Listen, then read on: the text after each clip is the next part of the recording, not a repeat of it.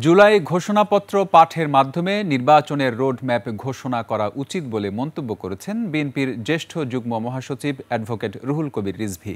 মঙ্গলবার রাজধানীর নয়াপল্টনে বিএনপির কার্যালয়ে এক সংবাদ সম্মেলনে তিনি এ কথা বলেন। এ সময় রিজভী বলেন, গত বছরের ৫ আগস্ট শুধু একটি সরকারের পতনের দিন নয়, এটি গণতান্ত্রিক চেতনার পুনর্জাগরণের দিন।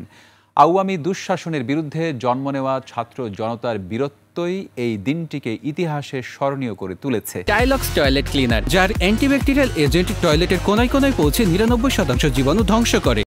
ফ্যাসিস্ট সরকার, সংসদ, আদালত, মন্ত্রিসভা ও ধর্মীয় নেতৃত্ব কেউই অবস্থান ধরে রাখতে পারেনি, কিন্তু তাদের মনে আজও অনুশোচনা নেই। 111 নিয়ে তথ্য উপদেষ্টা মাহফুজ আলমের ফেসবুক স্ট্যাটাসের সমালোচনা করে তিনি বলেন, রাষ্ট্রীয় দায়িত্বে থেকে এ ধরনের মন্তব্য ভুল বোঝাবুঝি তৈরি করে।